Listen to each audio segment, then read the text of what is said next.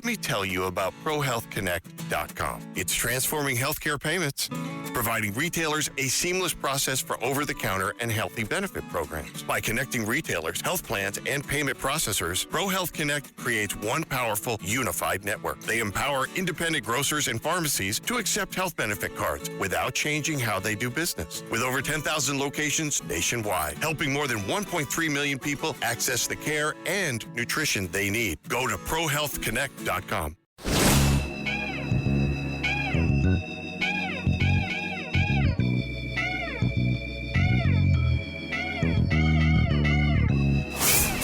sound of praise for your Sunday morning. The only one who could ever teach me. Introducing Reverend A.R. Bernard of the Christian Cultural Center. Was the son of a preacher man. And Rabbi Joseph Potasnik of Religion on the Line. The only one who could ever teach me. Now, here's the Rev and the Rabbi, where faith matters. Good morning, I'm Rabbi Joseph Potasnik. And I'm Reverend A.R. Bernard. And since our guest is time limited, we want to go to him immediately, the 35th Fire Commissioner of the City of New York, and now he's in the private sector, T&M Protection, which he held for many years as chair, the Honorable Robert S. Tucker. Good morning. It's nice to be with both of you, two chief chaplains. How about that one? Well, wait. Let me correct that. One chief chaplain and one co-chief chaplain. Oh, yes, you're right. The chief chaplain of the FDNY and the co-chief chaplain of the NYPD. Just so you know, I love your co also, just to be clear. Rev. I haven't yet been able to use the co too often because the Cardinal's been traveling to Ireland and he's been at the Vatican. I mean, I sense I've like had to hold on. I will defend him staunchly. He was a love to me during my time as FDNY Commissioner, and he's been a good friend of my family for a long time. Yeah, well, we amazing love him, individual. and we love a successor. Yeah. We've come to know him and Absolutely. respect him. So it's all good. Archbishop Hicks, yeah. All right. So, So Robert, I was listening to you doing an interview on a TV station, and one of the things you said was this suspect, Cole Allen, is the kind of suspect that keeps you up all night. Explain that. Yeah, I mean, there's no doubt. When you have someone like Cole Thomas Allen, who's highly educated, highly resourced, integrated into communities, teaching our children, tutoring our children after school, you've got someone who's got real capability and brain power. And, that is a very scary thought, to know that someone like that wants to do harm to anyone, let alone the President of the United States. And to have that kind of access. But what's your call? Everybody's criticizing the Secret Service for not doing what they're supposed to be doing well. What was your call on it? Look, you were on Fox 5. You did a great job on Fox 5. Thank you. I stay with the position that the Secret Service did an amazing job. And how you know that is Cole Thomas Allen got nowhere near the president, got nowhere near the vice president, got nowhere near any protectees that night. He didn't even get on the right floor. Now, there's no question this was a breach, and there's no question that policies and procedures will need to be reviewed. And we're going to have to figure out if there aren't things that the Secret Service and other law enforcement agencies can do better.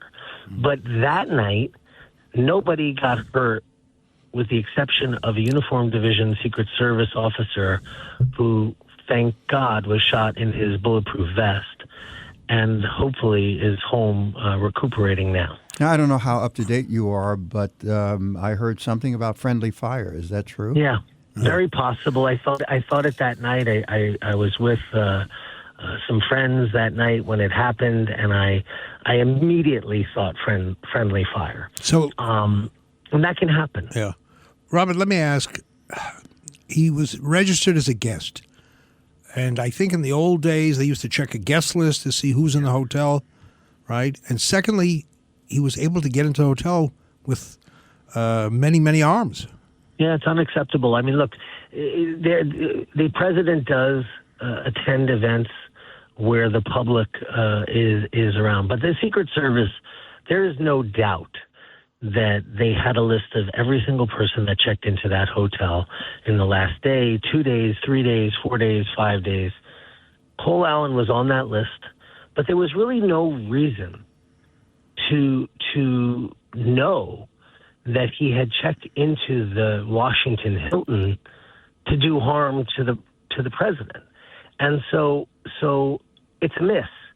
And therefore, the Secretary of Homeland Security, I know, is going to convene a group of experts to take a look at the policies and procedures. And I think it's a good thing to do. And this incident, while no one was hurt, it proves that even the greatest protection agency in the world, the United States Secret Service, always needs to review and learn and do better. Tactically, I mean, you see the video, you see the perpetrator, he's running full speed, which means that he can easily be knocked off balance. He came within, maybe 6 inches of one of the Secret Service who were on posts. Why didn't they take him out? I don't know why, and it would be really Monday morning quarterbacking for me to propose a reason why.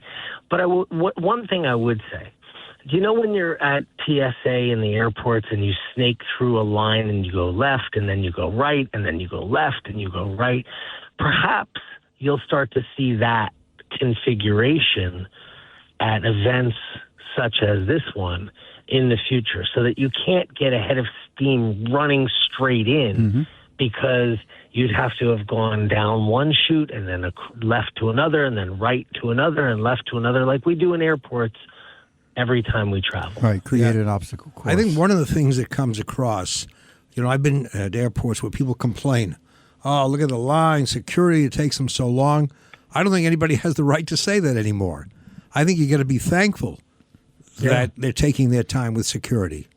I think another thing, I think that's a good point, Rabbi, and I agree with you. I also think that the protection of the people on that line waiting to get through security is going to be a critical part of event security going forward, because that is where the incident is likely to happen. That's where you're going to find the person with the gun. That's where you're going to find the person who has a gun and realizes they're not getting through, so they may as well start shooting right there. And so I think the critical area that is the screening checkpoint is going to become a big part of the security plan going forward at all events. So what do you think? He gets a new ballroom? And they're going to expand it now that they've had the scenario to play out, so they'll be prepared for that, even with the new ballroom. Yeah, I hate that that's become part of the conversation, and that's the win, if you will.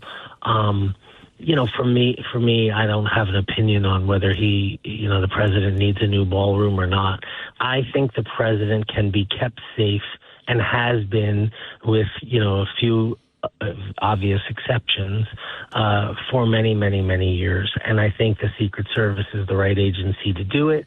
And I think they're assisted by lots of other federal agencies. And certainly when the president comes to New York, the NYPD is critical in helping the Secret Service succeed. And they do an amazing job. The FDNY plays a role on the medical side for the president when he's in New York City, and I'm very proud of the role that the FDNY plays. You probably saw there were 3 ambulances in the motorcade for the King and the Queen in New York just the other day. So, look, the Secret Service does nothing alone. They rely heavily on hotel security, 3-letter agencies, local police, sheriff's offices.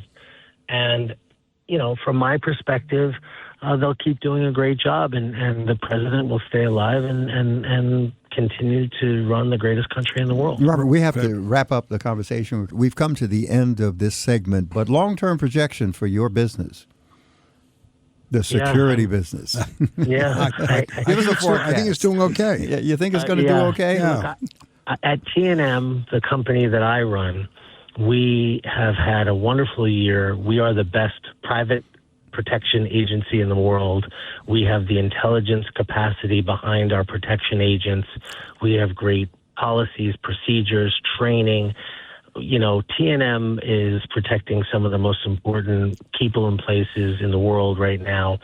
And I'm very proud of what we do, and I thank you for asking me about that, because it's something that I've spent my professional life building. Robert Tucker, you've been commissioner of FDNY. You're now at T&M, and we've been the beneficiaries of your expertise in both areas. So thank you so much, and let's continue to have conversations with you as we go forward. Wouldn't you like to travel with him? Can you imagine he sits there looking around saying, well, they could have done that. Why didn't they do that? An assessment. No, you guys are amazing. Thank I you for call what you him do. when I'm being offered a job with different government agencies. I call Robert Tucker. I want him guarding and me. I get his advice. All right. We got to wrap Thanks, it up. Robert. Thank you so much for being on the program. Stay tuned for more of the Rev and the Rabbi right here on Red Apple Radio Networks. We'll be right back. Reverend A.R. Bernard, Rabbi Joseph Potasnik, where faith matters. The Rev and the Rabbi.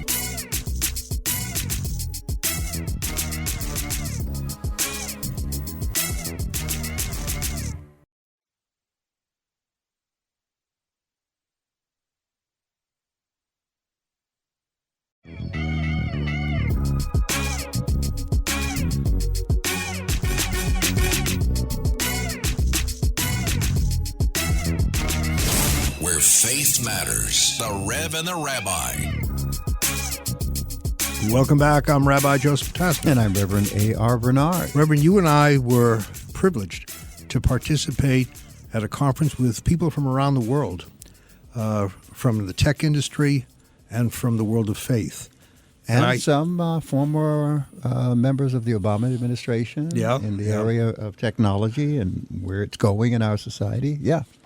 And, you know, it was a real intersection of where we can come together and try to make a difference, because AI without guardrails can be very, very dangerous. It is dangerous. So there are so many things you can do with AI that you want to make sure if it's done for the right reasons. I mean, you can impersonate people. You can create all kinds of scenarios that are not true.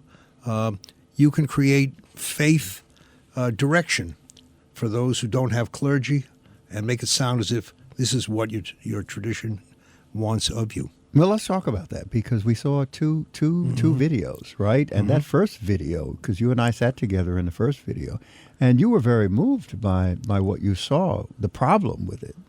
The problem here, there was a woman who lost her husband. She has a child, and they were able to replicate his voice, his image, his speaking to her and giving her some encouragement, I guess. But the point was, she's hurting deeply. And if you're only going to rely on an AI-generated individual, and that's going to be your source of comfort, you're putting yourself in a very difficult place.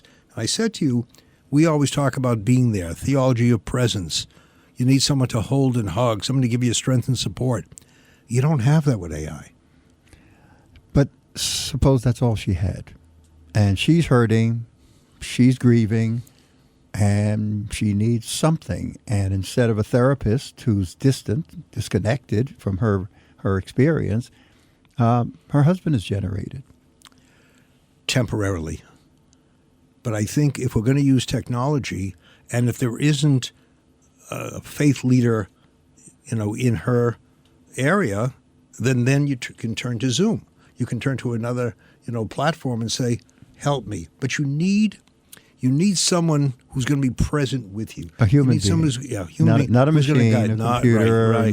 not artificial intelligence. Look, you and I know that when our kids sent us birthday cards at a young age, and even as they get older, they wrote all kinds of things. Mm-hmm. We never threw those cards away. If our kids had sent us some AI card, it wouldn't have meant the same thing to us, right? because you want that human emotion. You want that human connection. The person you know. You want to know the person thought about what he or she was going to say before they gave it to you. Of course, then you looked at the back of the card to see how much they spent on the card. That was the other part of the experience. But we can't diminish the worth of another person when we need strength and support. Second video we saw, it was a young man looking for love. And he meets a young lady, and he's trying to figure out the best way to connect with her. He's a Christian. He's Bible-believing Christian. She's a Christian. And the relationship begins to struggle. But he's continually seeking the counsel of AI to guide him through this relationship. Is that bad or is that good? And AI is giving him passages of Scripture. So connecting him with him on a faith level. But passages of Scripture that somehow seem to support his preconceived understanding of religion. For example, subservience, right? He seems to be very much in favor, or he believes that a woman should be subservient. Oh, one of the comments, yeah. Yeah, subservient. And I says, well, in this particular Scripture, it does say. So he's walking away, well, then I'm right and she's wrong. So, again, where is that human mind that can deal with your questions and also speak to you face to face and faith to faith? AI is good, but I mentioned, the Bible says, I give you a life and death, choose life. And I often ask, why does it have to tell us to choose life? That's an obvious. Because life comes with certain dangers. Life needs guardrails. AI is a blessing, but can easily become a curse when it's not monitored properly. Well, that's the important thing, because you take a young man like that, and he ends up in crisis because of AI's guidance. And I think, and we talked about this because we broke up into groups, discussion groups, and at our table we talked about this. And I mentioned that AI is artificial intelligence. It takes your queries, it answers those queries, and over time builds a profile on you. It's designed to please you, to make you happy with its response. So it's not objective communication. It's not objective counsel. It is artificial. And it's important because it's easy to forget that, because it's become so real, so human-like. It's the anthropomorphization. And without critical thinking, even in our faith, when God is anthropomorphized, God's angry, God repented as though he changed his mind because he made a mistake, that violates what we know to be the nature of God. God is omniscient. He doesn't make mistakes. He doesn't have to think things through, right? The impassibility of God. So if we don't understand that the anthropomorphization is an attempt to help us understand, if God were human, this is how he would react to the situation, but we can't disconnect that from God. So the same thing is, that requires critical thinking. A person can pick up the Bible, read something like that, and take it literally. You understand what I'm saying? Yep. It takes critical thinking, and it's the same thing with the use of technology like AI. What bothers me is with AI, and again, AI has contributed significantly to, our development, is it seems to speak with such certainty. Yeah. Right? There's no maybe. It speaks There's American. No right? I want an answer. American. Right. Certainty. Yeah. Give me the answer immediately. And you're struggling to find an answer. And by the way, when you're in conversation with clergy, you can struggle together. Clergy can often say, I have great difficulty with this with passage. that text. And Right? that's what we're supposed to do. Right. We dig the text. We understand the context, right? And nuance and complexity and all of that goes into it. AI doesn't really do that.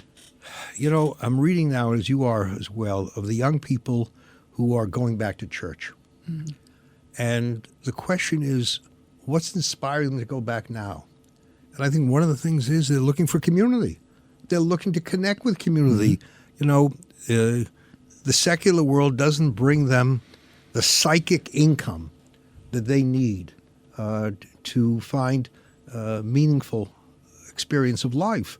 So I think we have taken for granted, the human, and we've put all our attention on the technology.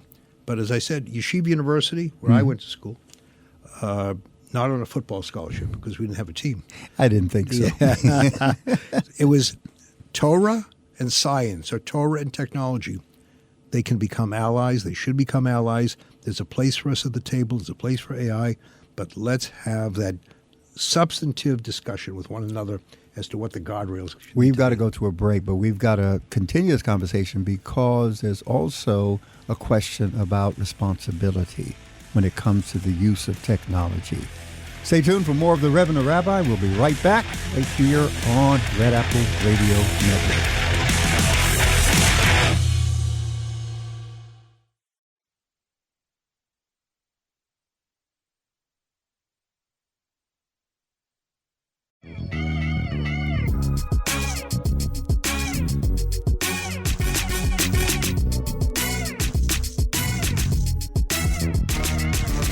Reverend A.R. Bernard, Rabbi Joseph Potasnik, the Rev and the Rabbi.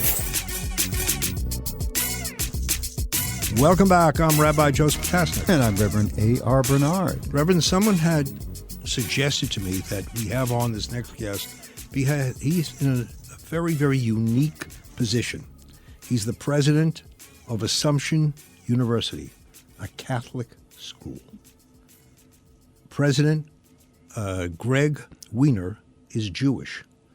Now, in all my years, I've never come across a Jewish president of a Catholic university. So I was very intrigued, and I mentioned it to you and said, well, let's have him on. So, President Weiner, nice to have you with us. It's a pleasure to be with you. Welcome. Where do we begin? Where do we begin with the conversation? Well, I asked him a question you've been asked by everyone, but I don't want to be an exception. What is a Jewish guy doing as president of a Catholic university? Well, that's what my mother wants to know. I actually think there are quite a few compatibilities. Obviously, some very fundamental religious differences, but in the educational traditions, the belief in learning for the sake of learning, for the joy of learning, for the love of learning, that's happening. That's a wonderful Jewish tradition, and it is happening. It's a flame that's being tended largely at institutions like Assumption now. Does it demand that you know quite a bit about the Catholic faith in order to be president?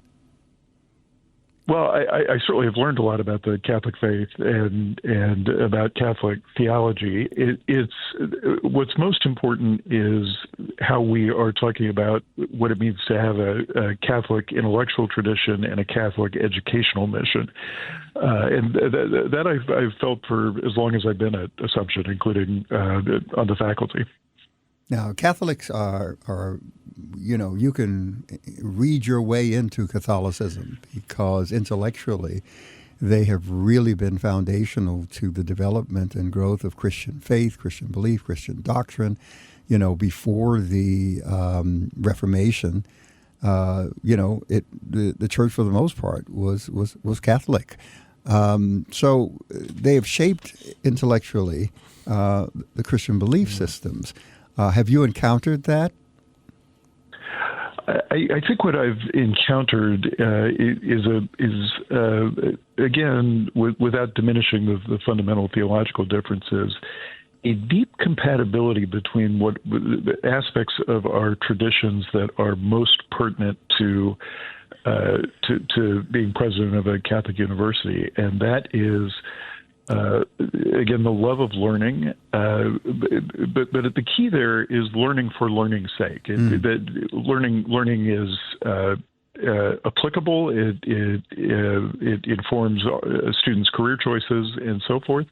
But most of all, there's just a joy there, and a joy in pursuing truth and appreciating beauty. And both traditions, as you say, are very intellectual. You can read your way, I think, pretty far into understanding Judaism as well. And there's a myth of Judaism that I think is true of Catholicism. Excuse me, when I say it's true, I mean there's also a myth about Catholicism that they are legalistic, and that misses so much of the beauty of the thought and the intellectual tradition of these two religions. Yeah.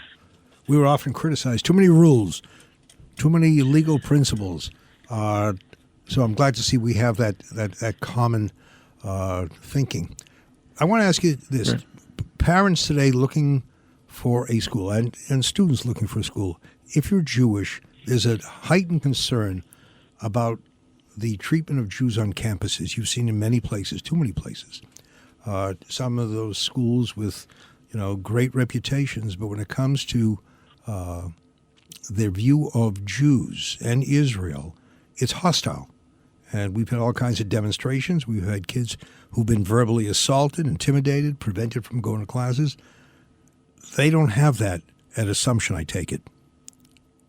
We did not have any issues. I think the question that Jewish families, parents, and students alike have to ask is our tradition of learning, does it value the learning itself, which I think it does, or does it simply value a pedigree that is associated increasingly with institutions that candidly just don't want us there? I've been asked why were there no issues at Assumption, and the answer in my mind is very simple. Assumption focuses on education, and the students in that sense, and I mean this in an extraordinary sense, are normal. They have the normal interests of college students. They're going to class, they're doing their reading or their lab work. They're practicing on their sports teams, and I'm not naive enough to think they aren't doing getting into mischief and so on and so forth. But they don't think that they know the answer to every question. They're there to learn, not to shout at the world about what they think they already know. Yeah, that's interesting. You want to respond to that, Rabbi? So a Jew who is a student who's religious, who's observant, can that person feel comfortable on a campus? Would there be, for example, a mini Jewish community? So if you want to pray, you pray with a quorum. Would you have those Sure. kinds of relationships in addition to the non-Jewish relationships? But you feel comfortable when you're with your own in certain settings. Is that available? Kosher food? Take that. Well, that's the question. Are there Jewish students going to the Catholic university? So I can tell you at Assumption there are some. There's a growing number. It's not a huge number.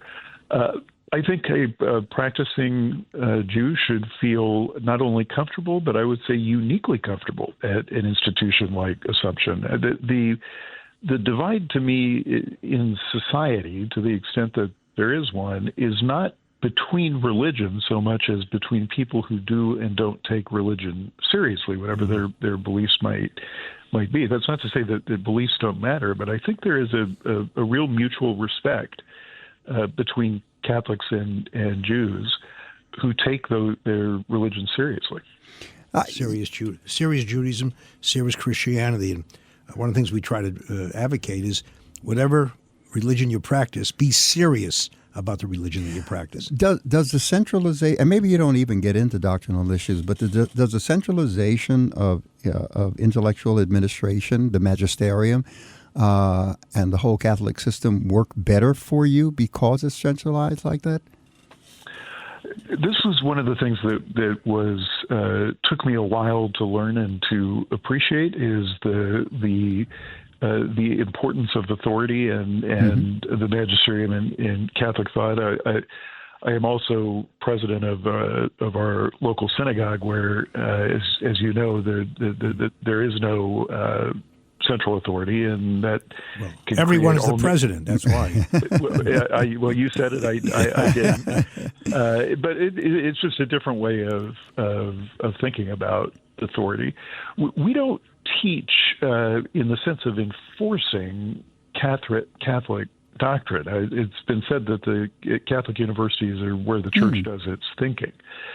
So I always say to people who ask me about this issue, a Catholic university is an ideal place to engage with and debate the teachings of the church. Now, I think at a Catholic university, one is obligated, as in other settings, by the way, to do so with respect to give reasons and listen to the reasons that others give. Mm-hmm. Of course, as an institution, we are part of and subject to the magisterium of the church. So that means institutional decisions certainly abide by church teachings. But a Catholic university is, I think, an ideal place to have debates about the church, as in fact the church has been doing since the founding of the Catholic University in the Middle Ages. So issues like exclusivity, which is common to both Christian and Catholic and Protestant Christianity, exclusivity of faith, that doesn't even come up. That's not a question, correct? By exclusivity of faith, you mean Jesus and the whole doctrine around Christ being essentially the only way of salvation. I see. So look, I feel very comfortable with. I've asked. I've had many conversations with the Assumptionists and very serious Catholics and Catholic clergy. I'm very comfortable with disagreeing about very fundamental religious things. I think when we shy away from those differences, it's a sign of a lack of self-confidence, and I feel quite comfortable with those debates. And it's often the case when I speak to Jewish families that they worry about, is the purpose of a Catholic university to proselytize or to convert my kids? And I say, only half jokingly, I can't get a lot of the Catholic students to go to church. And so the last thing on my list is urging non-Catholic students to observe any particular religious view. What we're interested in is a tradition, and a very venerable tradition of education. We have to go to a break, but we're going to come back and continue our conversation. More to talk about. This is got fascinating. More questions. Absolutely. President Gregory Weiner at Assumption University. Stay tuned for more of the Rev and the Rabbi right here on Red Apple Radio Networks. Reverend A.R. Bernard, Rabbi Joseph Potasnik, the Rev and the Rabbi.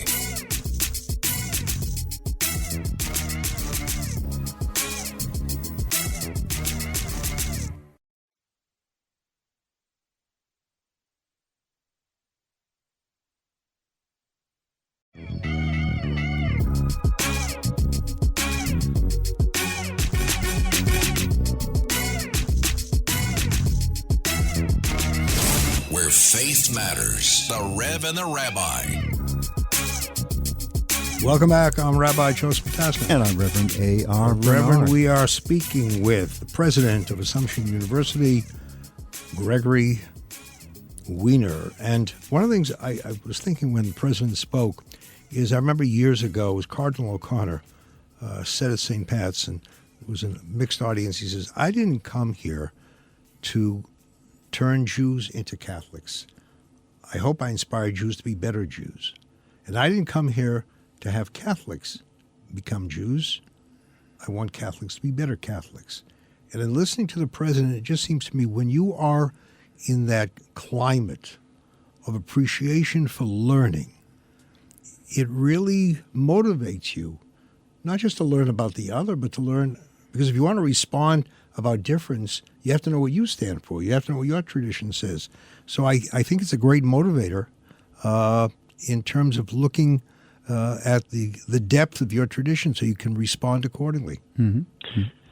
I think that's right. What you're saying reminds me of a colleague in the theology department, now retired, who used to make the point to me that studying a foreign language makes you a better writer in English because you're more attentive to your own language and to issues like syntax and so forth. And I do think the same is true of studying religion. I think it's also important to note that the purpose of a Catholic university is the pursuit of truth and the appreciation of goodness and beauty, and that's wherever those are to be found. Those are to be found in Catholic theology through both faith and reason.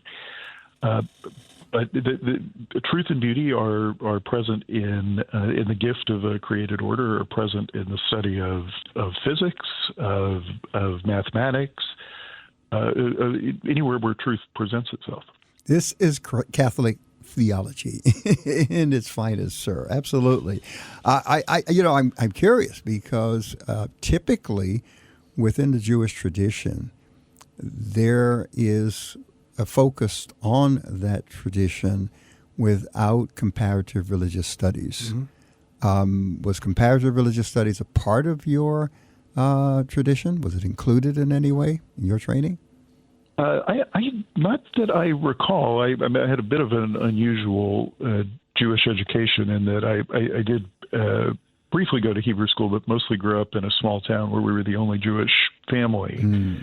So we spent summers with my grandparents and went to shul with them and learned most of what I know about Judaism from them. Yeah, because I don't recall a lot of discussion of other religions. Yeah, the reason I asked, Rabbi and I have conversations, almost every day about our faith and our faith experiences. And he was sharing with me, he went to yeshiva, and there was not a component of comparative religious not at studies. all. It was strictly around Judaism and the Jewish faith.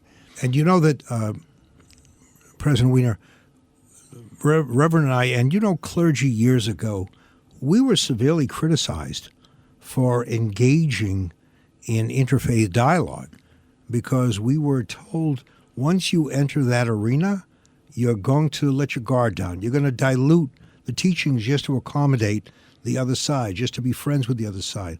And I never found that to be the case.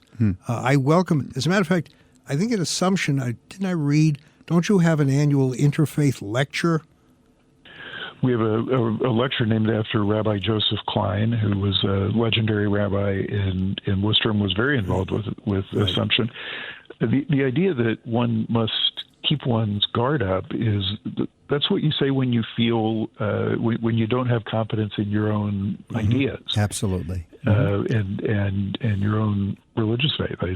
I think people with self in the same way that people who are have both confidence in and humility about their own ideas, enjoy disagreeing with other people about all kinds of ideas. Has this exposure to the Catholic faith increased your appreciation for your own faith? That's a great question. I think it probably has. I am not. I'm